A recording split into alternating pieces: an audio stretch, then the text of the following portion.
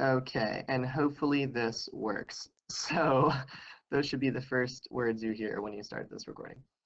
All right, so let's go ahead and dive in. So you're going to want to go to 2.4.1 Carbs and Lipids Part 2, and you're going to want to open up the IB Bio Carbs and Lipids Part 2 Google Doc. And I've already got mine up here, and you want to, obviously be at the very top.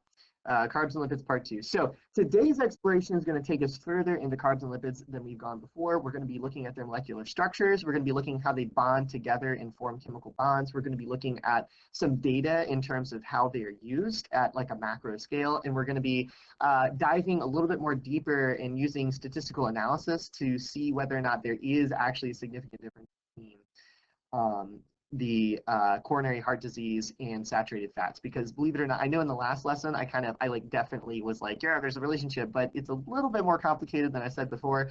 But I didn't want to start off with the complex stuff, so we're going to go ahead and kind of dive into that today. So this is kind of what we learned before is kind of the baseline stuff you need to know about carbs and lipids, and now we're adding in all of the kind of IB level stuff, and that's kind of how I want to structure this, is like kind of go into some of the issues and the basic info and then kind of add on to that. So go ahead and open this up, and we're going to start by taking a look at the bonds that form together these macromolecules. And so what I'm going to do is I'm going to start in on our on the slideshow, and then I'm going to do some drawing notes, and then we're going to do task 1. So task 1 is going to be all about how these guys bind together. So let's go ahead and begin. So with carbs and lipids, we're going to start with their structure. We know that carbohydrates are a short-term energy source, and we can see that they're in a ring-shaped structure. These are 6-sided rings. These are probably glucose monomers. And we call these very simple carbohydrate rings monosaccharides. Carbohydrates and other macromolecules are kind of like Lego sets. They're made out of repeating pieces that you kind of lock together. And so we call these repeating pieces monomers. The monomers of carbohydrates are these single ring monosaccharides. And if we bind them together, we can make larger and larger scale molecules, which we then call, complex carbohydrates or polysaccharides. But here's the thing about those, right? So their structure actually can change based on the positioning of the chemical groups within these rings, and it can also change based on the types of rings that we have. I'm going to go ahead and kind of model this for you with the drawing here in a little bit, because it's very difficult to explain in words. But just so we know, carbs are short-term energy sources. They are carbon-based molecules. Their small repeating subunits are called monosaccharides, and we can bind these rings together to form longer chains that have different chemical properties. So we're going to take a look at a couple of these complex carbohydrates, but before we do, I'm going to go ahead and start us off with what I really mean. And there's a couple of essential things I need to teach you guys before we move on. The first essential thing that I want to teach you guys is when we look at these molecules of glucose, and I'm going to go ahead and draw one here. Right, so we got our carbon, we have one oxygen in the ring, we have another carbon, one more carbon, and then we've gone ahead and we've completed the 6-sided ring. I know it's not very it's not very neat, so I apologize for that. I am drawing with my mouse, so it's a little bit difficult, right? And then we have OH groups coming off of basically every single one of these carbons. So I've got an OH, an H, all right, H, OH, etc. Right? So I've got this kind of going around my entire ring. And I am actually going to go ahead and finish this one, because usually I wouldn't draw all of these, but I want to make a point here. So I'm going to go ahead and draw all of them. Okay, so this is our basic structure of a glucose molecule. All right, I'm going to go ahead and write this down here. This is the basic sugar that like plants make when they do photosynthesis, and it's one of the most important monosaccharides or subunits of a carbohydrate that we have. The first thing I want to talk about is the numbering of the carbons in this molecule. So when we look at the ring, every single carbon-based molecule, we actually give a special number to each one of the carbons in that molecule. It's a way for us to kind of keep track of the orientation of the molecule, and also to understand how different molecular groups can interact later on. So how do you number carbons in a molecule? Well, you typically start with the rightmost carbon when you're numbering these. And so what I'm going to do is over here, this carbon here, I'm actually going to put a little 1 here and a little hash mark. That little, let me make that a little bit better. That 1 with that hash mark is called 1 prime. And it means that we have numbered that as the number 1 carbohydrate. Now, is there anything remotely special about that carbohydrate? Not necessarily. It's just we're trying to number it to sort of get a position idea of the molecule, because in a moment, we're actually going to be working with 3-dimensional structures of these molecules, and we're going to be flipping them upside down and moving them all over the place. So remembering which carbons are which will allow us to kind of orient it in our minds and go, oh, okay, I understand what I'm looking at now. So this is the rightmost carbon, so it's going to be carbon number 1 prime. And then you just count clockwise from there. So 2 prime, 3 prime, 4 prime, 5 prime, and then we name this carbon up here 6 prime. So this is how you label the carbons in a carbohydrate monomer. Now, when we're looking at this monosaccharide, after we've gone ahead and labeled our carbohydrates, we're going to go ahead and take a look at what happens if we have another one of these guys over next to it. So in order to do this, I'm not going to draw all of the subgroups. I'm only going to draw this subgroup here because its positioning is relatively important for a later point that I want to make. But I'm not going to go ahead and draw all of the other subgroups coming off of these carbons. I'm just going to draw this ring. The only other thing I'm going to draw here is this HOH combo here, and I'll get into that in a moment. Okay, so then if I was to go ahead and label this carbohydrate over here, which is also a glucose, if I was to go ahead and label this one using the carbons, could you guys go ahead and use your mics and tell me what number carbon would this be?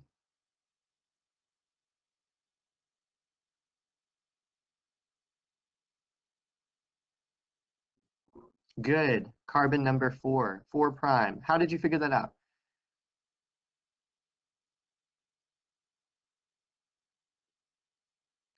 Good. Exactly. That is exactly the technique you should use. So we have 1 prime, 2 prime, 3 prime, 4 prime, right? This is 5 prime and 6 prime. So when you're counting off these carbons, remember, always start at the right and then count clockwise. Okay, so now we have a 4 prime and a 1 prime carbon. Okay, now here's where we get into actual bonding. Now, I've said that these monosaccharides, these single sugars, are very useful for short, quick bursts of energy. But as I taught you guys in the lessons before, you can combine more than one of these rings together in order to make more and more complex carbohydrates. Well, how do we actually create those binds between those rings? So if you guys remember the lesson on atoms and bonding, there's 3 different kinds of bonds. Could someone remind me of the kinds of bonds?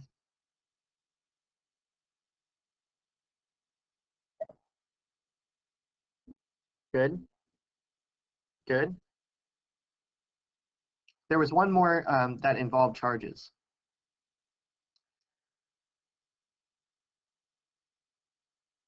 Yes, good, ionic. So we have hydrogen, covalent, and ionic. And we know that these different bonds have different kind of properties because they form in different ways. Covalent is the sharing electrons. Ionic is when you bind 2 things together based off of very strong charges, basically when one atom gives its electron to another one. And then the other one is hydrogen bonding, which is very weak attractions between partial negative and partial positive ends of polar molecules. Now, the strongest bond is covalent bond because it's sharing electrons. And so if we are making large carbohydrates or any macromolecule, carbon-based molecule, we are probably going to want to make covalent bonds to bind things together because that's going to be the strongest bond that we can make. When we're trying to bind 2 of these glucose monomers together, we have to figure out where exactly we're going to be making that bond, and some things are going to have to be lost in order to form that bond. So, you know, if we're going to be sticking these guys together, we are going to have to kind of manipulate their molecular structure, because if you remember, when an atom has a full valence shell, it's not going to be searching for other bonds, right? When an atom is not completely stable, it's not going to be searching for other bonds. And these carbons right here, this carbon right here, number 1 over here, and this carbon over here, number 4, they are bound to 4 different atoms, which is perfect for a carbon. If we look at carbon's atomic structure, it has an atomic number of 6, which means it has 6 protons and 6 neutrons. Okay, in terms of its valence shell, if we were to go ahead and look at how those electrons would be placed on its valence shells, and we know it has 6 electrons, so we can distribute 2 in the innermost shell, but then we only have 4 left over to distribute to the outermost of the valence shell. Now, could someone remind me how many electrons does carbon need in its outermost shell in order to be stable and complete?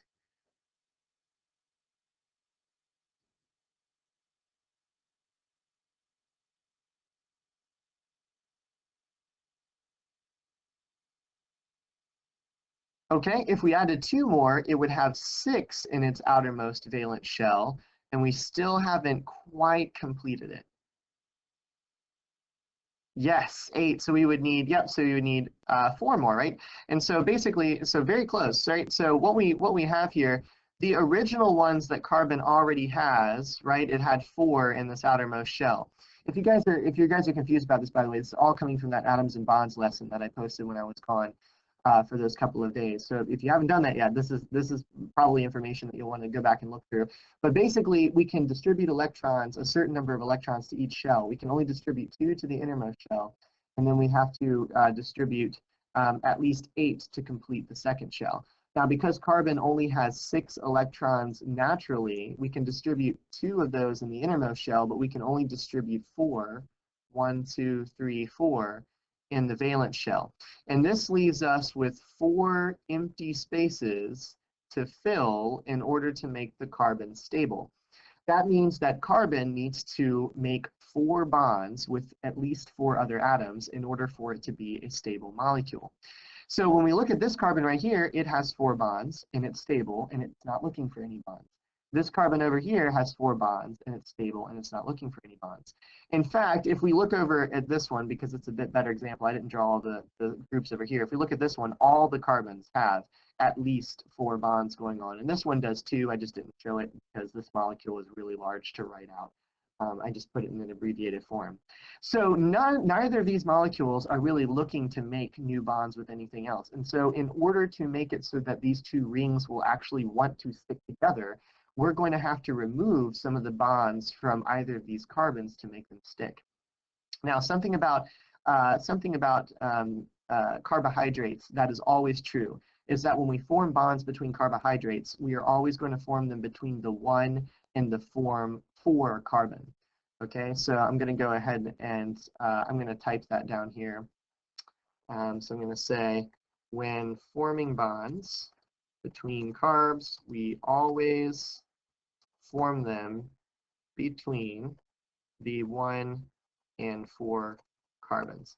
Okay, so in this case, we're going to be forming them between these 2 carbons here, which is kind of why I set them up side to side like that. Now, in order to actually make this bond occur, we're going to have to get rid of something, as I said. And so what are we going to get rid of? What we're going to use to get rid of something is something called a dehydration. Nope, I'm going to type it. What we're going to use is something called a dehydration synthesis or condensation reaction. They're exactly the same thing, and I'm going to explain them here in just a second and how they work. So when you hear the word dehydration, what does that make you think about?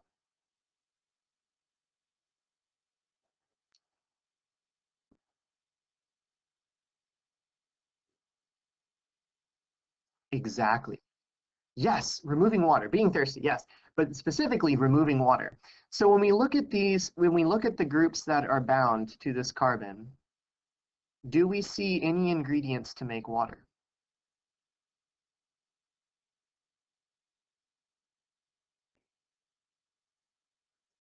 Exactly. The ingredients to make water are already bound to our 1 and 4 prime carbons. We have hydrogens and we have oxygens.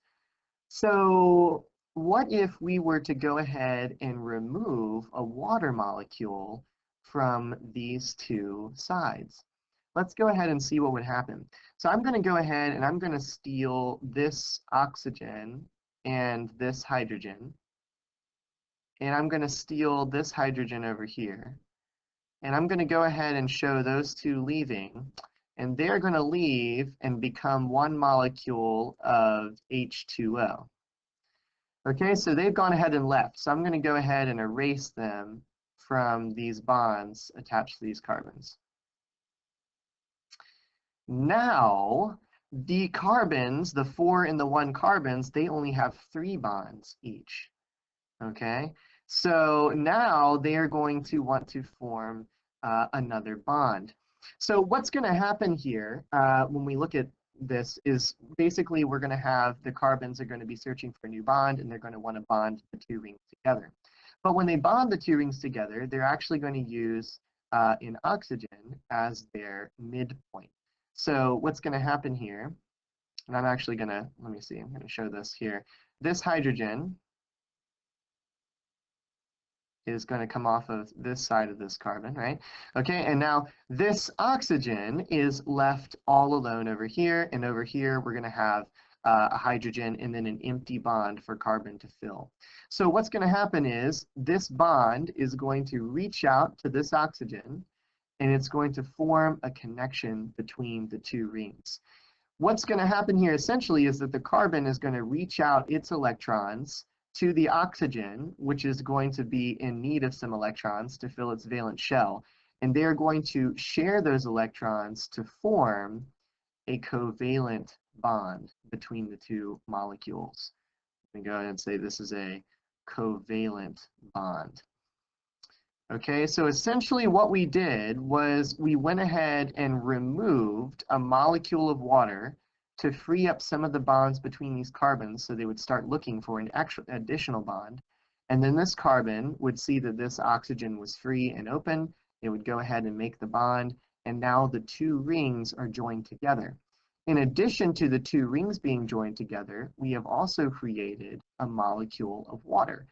The water leaves the 2. So essentially, if you want to think about it, we've kind of squished the molecules together and squeezed out a molecule of water that is left.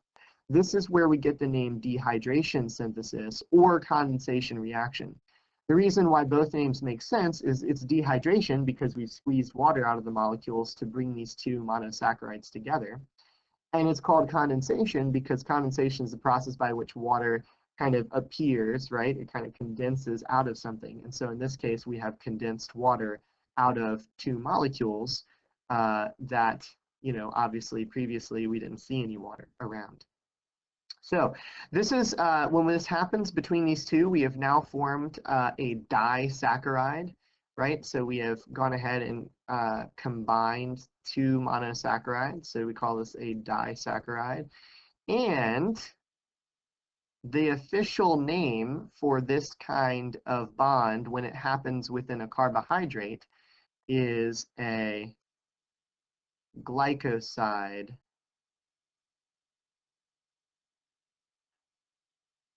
reaction. Glyco because glucose, sugar, glycoside reaction. Okay, so I'm going to open it up. Questions, things you don't understand, stuff that's confusing the heck out of you. Go for it.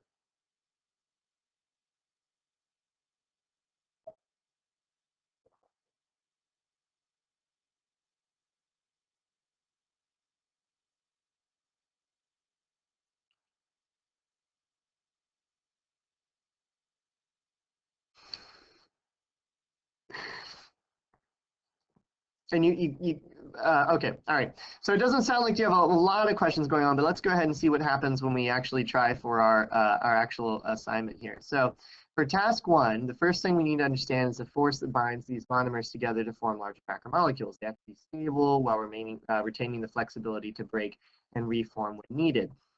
Okay, so I want us to start with number 1 of this task. What kind of bond, covalent, ionic, or hydrogen, helps join monosaccharide, together into larger carbohydrates?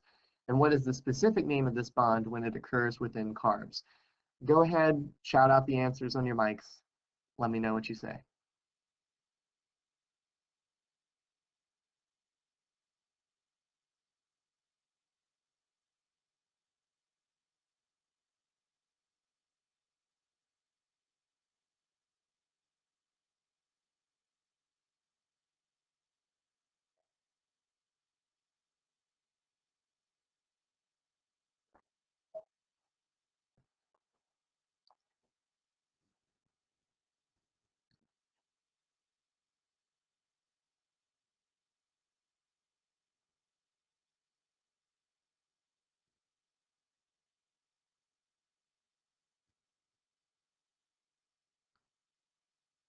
Hmm. Jacob, try refreshing for some like, or even backing out of Canvas and coming back in, because sometimes like it won't let you in. And then if you're having trouble finding, okay, thank you. If you're having trouble finding it, it's on 2.4.1 Carbs and Lipids, Part 2.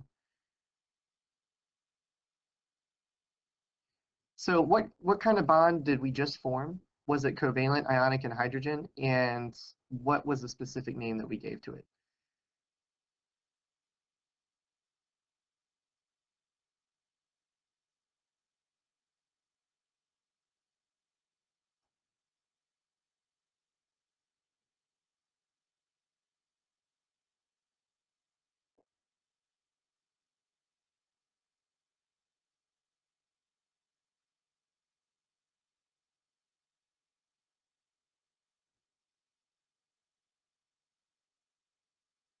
All right, guys, I'm gonna need your help here because I won't be able to. Oh, thank you. I'm sorry, could you read it for me? Because if I switch back to Zoom, then it'll show all of you guys and this recording will be ruined.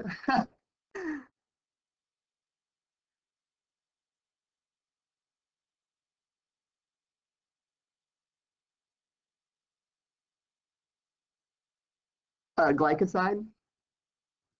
Yes, good. So it's a covalent bond and it is glycoside reaction. Good. Okay, so then what I want us to do actually, and I set this, I'm realizing now that I set this up not perfectly. So here's one of those things. So once you answer that covalent and it is a glycoside bond, I actually want you to keep on task 1, but I want you to come down here to number 5 for task 1, and I want you to go ahead and use Google Draw to draw a bond between these two monosaccharides, just like I did.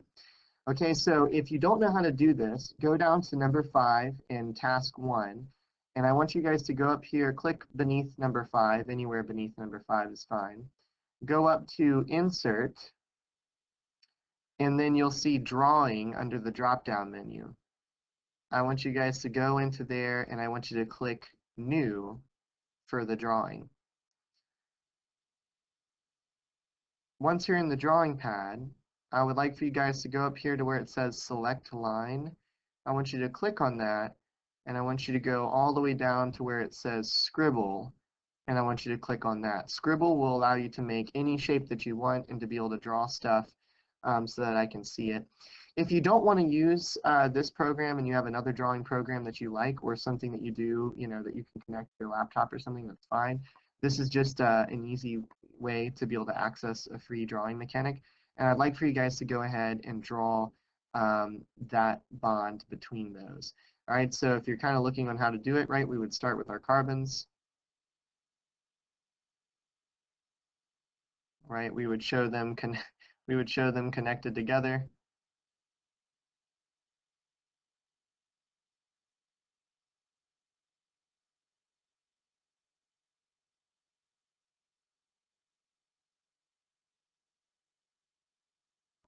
Right? And then you would do your other one and then go ahead and show me the bond. And I want to see whether or not you guys feel comfortable doing this.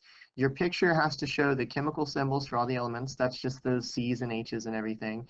And then the clear production of a water molecule with an arrow showing it leaving the reaction. So we're going to go ahead and take a little bit of time now to practice drawing that. And if you get stuck or have any questions, please ask. And I'm going to, in order to help you, I'm going to go ahead and show, well, I'll go ahead and show the drawing that I've got here, but I want you guys to kind of work through it and see if you can, actually, this one's a little bit messy. Might show this one. I want you to work through it, and I want you to number the carbs as well. Make sure that you number the carbohydrates and show the water leaving the molecule.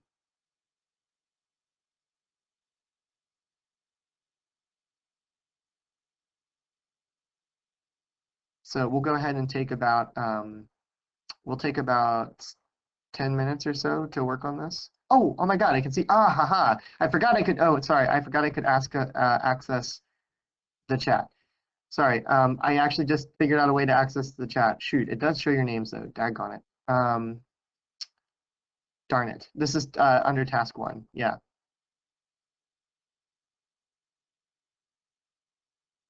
Oh, well. Hopefully seeing in the chat won't be bad.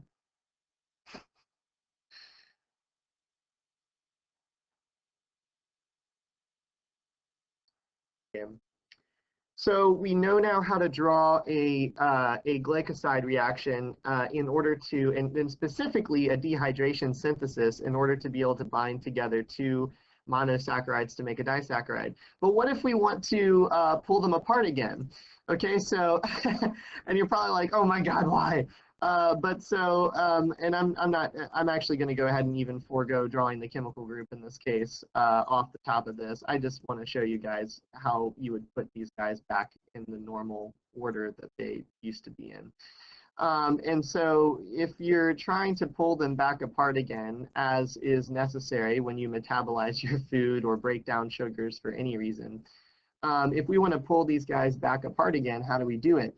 Well, we removed a water molecule in order to make them go together. So in order to go ahead and pull them apart, we're going to go ahead and insert the water molecule back into the structure. And so what this is going to do is when we reinsert the water molecule, it's going to break that bond that we formed. It's going to add a hydrogen back onto this guy and a hydrogen onto the carbon. So now it has 4 again. And then this carbon already has a hydrogen coming off of it.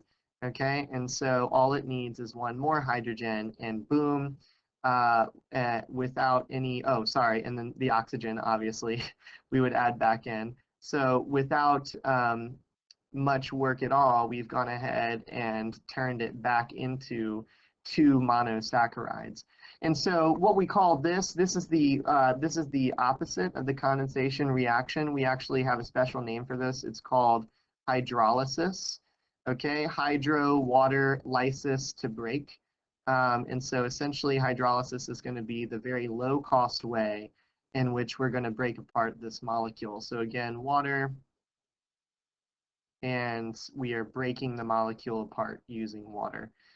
So this is a really cool way that your body is able to build up and break down bonds between monosaccharides and or between disaccharides to make monosaccharides, et cetera. So this is the building up process, is the dehydration synthesis or condensation reaction where we remove a water molecule, and the hydrolysis is where we come in and we actually break the molecule apart using water. We add those hydrogens and oxygens back in. It's a very low cost way to build and break down things for your body, which is important, and it uses water or creates water, which is one of the most fundamental molecules that's happening in your body. So that makes it really easy for your body. Now, the other thing that I should mention here before I move on is that this is also the same thing that we use to join lipids together. And this is not going to be something I'm going to ask you to draw, but I do want you to go ahead and understand how this is used. So I said last class that most lipids were in the form of what we call a triglyceride, which is where you have 3 glycerol heads bound to 3 different fatty acid tails. And what that looks like and how that works, and actually, you know what, I'm going to do the abbreviated, oh shoot, I'm going to do the abbreviated forms of this so that it's easier for me to draw, because this is a real headache. So here's one fatty acid tail. Oh, you know what? I am going to be smart. Oh, great. It knocked the oxygen off, but whatever. I can draw that back in. Okay, all right. So we've got our 3 fatty acid tails.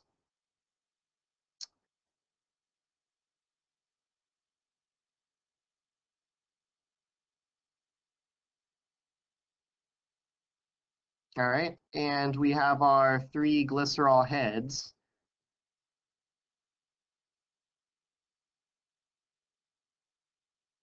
And in order to join them together, you might be, well, how do we do that? Well, I want you to notice that the OH here and the OH here is what we need for water, right? And so what we go ahead and we do is we go ahead and we remove water from this molecule. So we remove some good old H2O. Okay, and we do that for each one of these. So we actually get 3 molecules of water coming out of this. And what it's going to do is it's going to go ahead and make it so that we have our guys bound together here. And, you know, obviously the bind is a little bit more complicated than this, but we would go ahead and have binds that were attaching these guys together.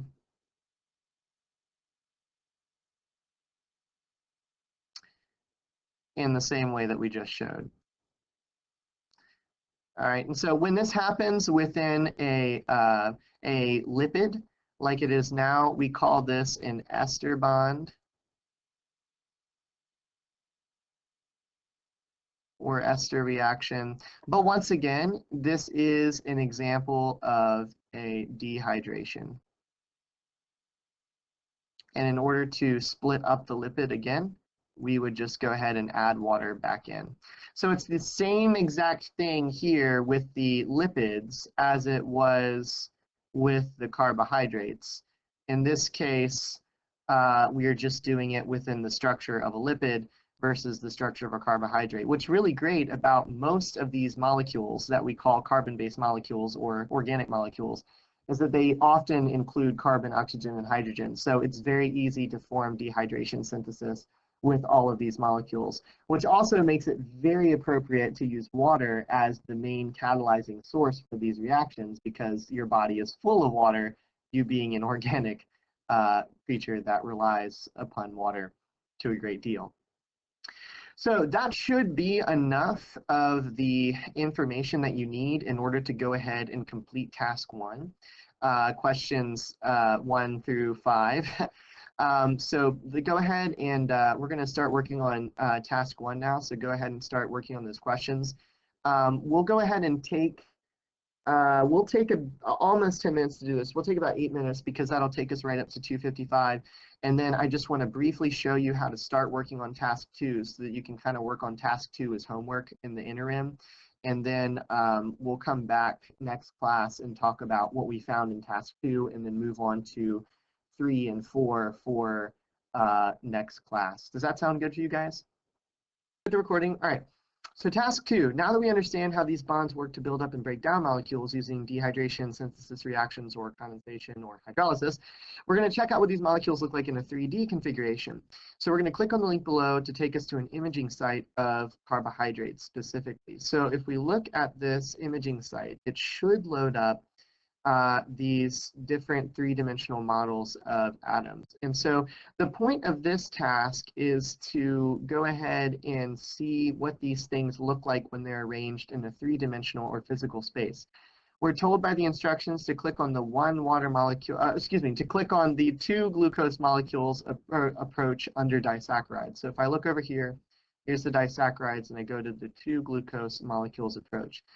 And this is going to show me exactly what I drew in terms of the pictures that I was drawing before, but this is what the molecules look like in a 3-dimensional arrangement. So you can see that there are a lot of angles between the bonds, and those angles are obviously determined by the chemical properties and their forces, etc. But so this is going to show you what these glucose molecules look like in a 3D kind of ball and stick model space. In order to orient you, you want to have these large groups up here, either on the top or the bottom. It doesn't really matter either way, but you want at least one of them up so you can kind of see what you're going to be looking at. And I tried to arrange it the way that I drew it. So if you look at the way that I drew these molecules, I put this large group right here, this large chemical group, kind of on the carbon that's up and to the right of the oxygen. And so what you can do in order to make that happen over here is you want to kind of make sure this larger, you want to rotate it, click it and drag it and rotate it so that this is up here, the carbon here is next to the oxygen, and your number 1 carbon is right here. Keeping track of that number 1 carbon is going to help you to orient yourself in 3-dimensional space. It's kind of hard when you first start, but after a while you can kind of get the hang of it. For instance, here's my 1 prime carbon on this glucose molecule. And if I look over here, here is my 1 prime carbon on this glucose molecule, right? And so if I was to go ahead and flip it, I could see that and rotate it. This is my 1 prime carbon, and this is my 4' carbon, right? So if I'm looking at these two, if I'm looking at these two together, right, I can kind of figure that out. So you just kind of have to practice and eventually kind of get the hang of what that is going to look like. So anyway, hopefully that that makes a little bit of sense as to how I kind of figured that out in that orientation. You're gonna have to play around with the orientation a little bit to kind of get used to it. So task 2 is going to be asking you first what colors the software is using to represent carbons, oxygens, and hydrogens. You can figure that out just by looking at the molecules, both here and just pictures of the molecules, like on the PowerPoint, and kind of figuring it out. Here we can see that the red is lining up directly with where the oxygen would be bound to the carbon that has that long group there. So this red oxygen is going to be oxygen. The whites are hydrogens, and the grays are carbons. And then it's going to go ahead and ask you to compare different ones. So it's going to be asking you to look at the water molecule as lost.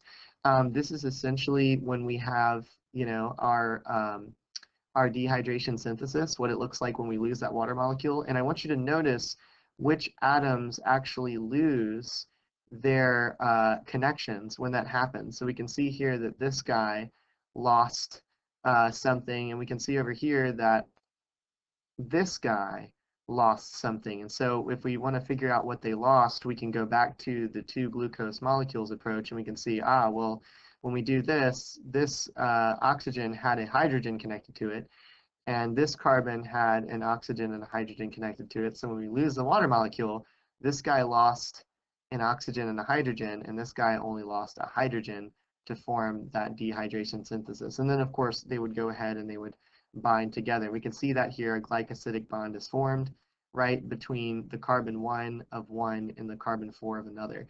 So this is kind of letting you see the 3-dimensional aspects of what this looks like when these molecules bind together in a 3D space, and it's pretty cool. So that's most of task 2. It's just doing that and then comparing and contrast the structures of the various different large carbohydrates that we can make. What I want you guys to do is I want you to use slide 4 of 18, and I think it's slides 4 through, I think it's just, yeah, 4 through 6, I think, yes. Use slides 4 through 6 of this PowerPoint to kind of look at the differences between the different kinds of large-scale compounds that we can make by binding together all of these smaller glucose monomers into larger and more complex forms. So you guys, when you go down here and you explore these, you'll see that we can make very complex forms out of all of these different bonds. So that is all that I have for you guys today. I know it's 3:01. Thank you so much for your patience and kind of hanging on with this kind of lesson. I know it's not ideal and it's very different from how it would be in the classroom. But thank you so much for your patience. And as we go on and we kind of refine this kind of lesson to sort of workshop these skills, hopefully it'll become smoother and better. But let me know what you guys would like to see improved. But yeah, I'm going to post this recording onto the lesson along with the notes that I drew so that you guys will have those available to you. So for your homework for tonight, please go ahead and complete task 2 if you can, or do as much work on as you can. We'll come back and do the rest of this assignment next class.